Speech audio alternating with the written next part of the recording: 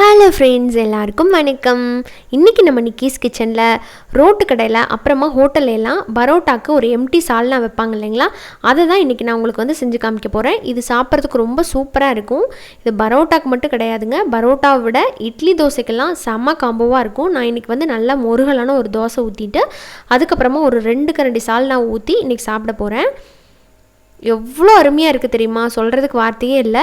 நான் சொல்கிற அளவுகளோட இந்த சால்னாவை நீங்கள் செஞ்சு பாருங்கள், உங்களுக்கும் ரொம்ப பிடிக்கும். இப்போ வாங்க வீடியோவில் பார்க்கலாம்.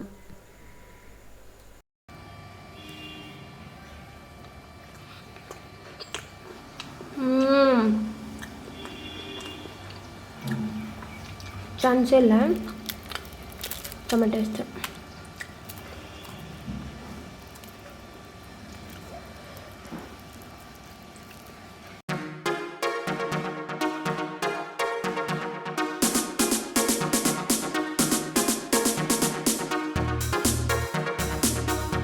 சால்னாக்கு முதல்ல நம்ம ஃப்ரெஷ்ஷாக மசாலா வதக்கி அரைக்க போகிறோம்.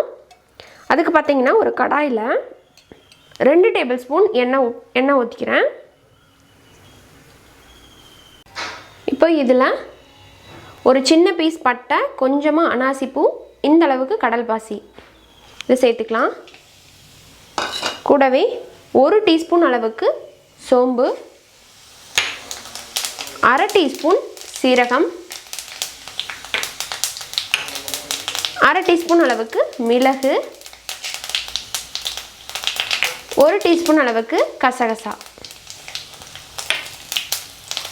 அடுத்ததான் ஒரு 20லேருந்து 25 போல் சின்ன வெங்காயம் முழுசாக அப்படியே சேர்த்துக்கலாம். லைட்டாக வதங்கட்டும். இப்போ பாருங்கள், வெங்காயம் நல்லா கண்ணாடி பதத்துக்கு மேலேயே வதங்கிடுச்சு. இப்போ இதில் கொஞ்சமாக கருவேப்பிலை போட்டுக்கிறேன். அடுத்ததான் இதோட 5லேருந்து 6 பல் பூண்டு, இந்த அளவுக்கு இஞ்சி, கூடவே ஒரே ஒரு பச்சை மிளகா ஃப்ளேவருக்காக. இது தேவைன்னா போட்டுக்கங்க, இல்லாட்டி ஸ்கிப் பண்ணிடுங்க. அப்புறமா காஷ்மீரி மிளகா கலருக்காகவும், இது காரம் கம்மியாக இருக்கும். ஒரு 4லேருந்து 5 மிளகா போல் சேர்த்துக்கலாம். இதோட ஒரு 5லேருந்து 6 பீஸ் முந்திரி சேர்த்து முதல்ல இதை கொஞ்சம் நேரம் வதக்கலாம். இந்த முந்திரி இந்த சால்னாக்கு பார்த்திங்கன்னா நல்லா ரிச்சான ஒரு ஃப்ளேவர் கொடுக்கும். உங்கள்கிட்ட இருந்தால் போட்டுக்கலாம், அப்படி இல்லைன்னா ஸ்கிப் பண்ணிடுங்க. பட் போட்டிங்கன்னா ஒரு 2 பீஸ் போட்டிங்கன்னா கூட அந்த ஃப்ளேவர் நல்லாயிருக்கும். இப்போ பாருங்கள், நம்ம சேர்த்த பொருளெல்லாம் ஓரளவுக்கு நல்லா வதங்கிடுச்சு. இப்போ இந்த டைமில் கட் பண்ணி வச்சுருக்கிற 2 தக்காளியை போட்டுக்கிறேன். இது கொஞ்சம் சின்ன சைஸ் தான், மீடியம் விட சின்ன சைஸ் தான். நம்ம வதக்கும் போது கொஞ்சம் போடுவோம். ஸோ இந்த டைமில் ஒரு 2 தக்காளி மட்டும் போட்டு வதக்கி அரைச்சிக்கலாம். இப்போ பாருங்கள், தக்காளி நல்லா வதங்கி வந்துருச்சு. இப்போ இந்த டைமில் 1 டேபிள் ஸ்பூன் அளவுக்கு மட்டும் பொட்டுக்கடலை சேர்த்துக்கலாம். அடுத்ததாக கொஞ்சம் போல் மல்லித்தலை சேர்த்து ஒரு டைம் நல்லா மிக்ஸ் பண்ணிக்கலாம். கடைசியாக நம்ம இதில் தேங்காய் சேர்த்துக்க போகிறோம். நல்லா ஒரு கைப்பிடி அளவுக்கு துருவின தேங்காய்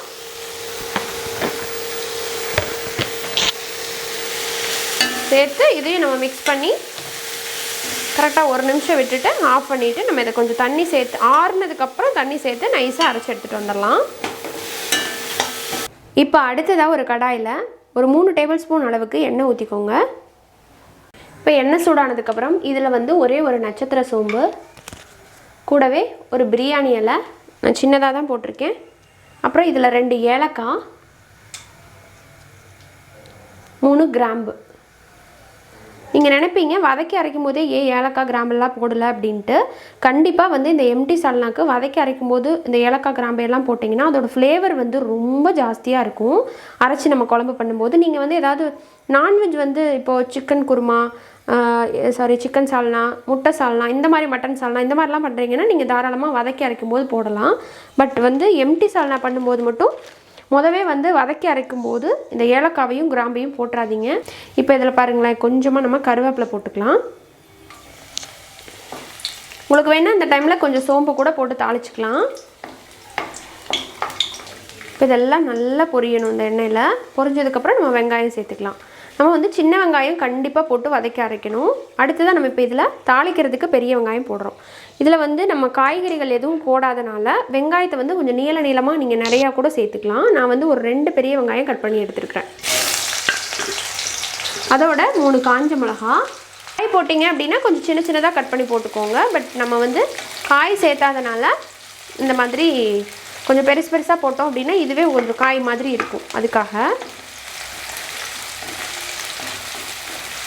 இது கொஞ்சம் நேரம் வதங்கட்டும். நான் சொல்கிறேன் எந்த ஸ்டேஜ் வரைக்கும் வதங்கினா போதும்ன்ட்டு. ஸோ இப்போ பார்த்தீங்கன்னா தெரியும், வெங்காயம் வந்து நல்லா சாஃப்டாக வதங்கியிருக்கு. லைட்டாக அந்த ப்ரௌன் ஆக ஆரம்பிச்சிருக்கு பாருங்களேன். இந்த ஸ்டேஜ் வந்து சரியாக இருக்கும். ரொம்ப நமக்கு ப்ரௌன் ஆகணும் அப்படிங்கிற அவசியம் கிடையாது. அப்படி இருந்ததுன்னா அப்புறம் வெங்காயம் வந்து இருக்கிற இடமே தெரியாமல் போயிடும். ஸோ இந்த அளவுக்கு இருந்தது அப்படின்னா தான் நீங்கள் சால்னா சாப்பிடும்போது கொஞ்சம் கடிப்படும். இப்போ இதுக்கப்புறம் நம்ம இதில் தக்காளி சேர்த்துக்க போகிறோம். தக்காளி வந்து ஆல்ரெடி 2 தக்காளியை வந்து வதக்கி அரைச்சிருக்கோம். இப்போ இதில் வந்து 2 தக்காளி சேர்த்துக்கலாம். கொஞ்சம் நல்லா மசிஞ்சு வர அளவுக்கு இதை வதக்கலாம். நீங்கள் காய்கறியோ இல்லை நான்வெஜ் ஏதாவது சேர்த்துறீங்க அப்படின்னா இந்த ஸ்டேஜில் நீங்கள் சேர்த்துக்கலாம். தக்காளி நல்லா வதங்கினதுக்கப்புறம் கொஞ்சம் நேரம் வதங்கட்டும். இப்போ தக்காளியும் நல்லா மசிஞ்சிருச்சுங்க. இப்போ இந்த டைமில் நம்ம ஒரு 1/4 டீஸ்பூன் அளவுக்கு மஞ்சள்தூள் சேர்த்துக்கலாம். அடுத்ததாக 2 டேபிள் ஸ்பூன் அளவுக்கு மல்லித்தூள், 1 டீஸ்பூன் அளவுக்கு தனி மிளகாய்த்தூள். உங்கள் காரத்தை பொறுத்து நீங்கள் அளவுகளை கூட்டி குறைச்சி போட்டுக்கலாம். அடுத்ததாக கரம் மசாலா பொடி 1 டீஸ்பூன் போடுறேன். ஆல்ரெடி நம்ம ஹோல் கரம் மசாலா வதக்கி அரைச்சிருக்கோம். ஸோ பார்த்து அளவாக போட்டுக்கலாம்.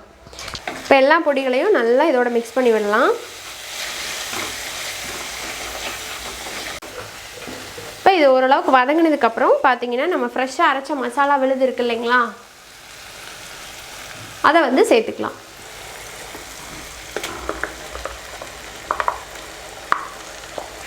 இப்போ இந்த எண்ணெயோடு இதை நல்லா வதக்கணும். ஒரு 2 நிமிஷம் வந்து வதக்கினதுக்கப்புறம் தான் நம்ம தண்ணி சேர்த்தணும்.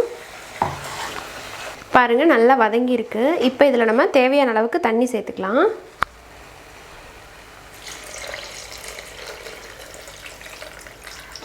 இட்லி தோசைக்கு பண்ணுறீங்க அப்படின்னா அதுக்கு தகுந்த மாதிரி நீங்கள் தண்ணி சேர்த்துக்கணும். பரோட்டா சப்பாத்திக்கெலாம் பண்ணுறீங்கன்னா அதுக்கு தகுந்த மாதிரி தண்ணி சேர்த்தணும். ஸோ நீங்கள் எதுக்கு பண்ண போகிறீங்களோ அதுக்கு தகுந்த மாதிரி அளவாக தண்ணி சேர்த்து நம்ம பண்ணிக்கலாம். இட்லிக்குன்னா கொஞ்சம் திக்காக வேணும் இல்லைங்களா, தோசைக்கு கொஞ்சம் தண்ணியாட்டம் இருக்கணும், பரோட்டாக்குனா இன்னுமே கொஞ்சம் நல்லா சால்னாவை தண்ணியாட்டம் வைக்கணும்.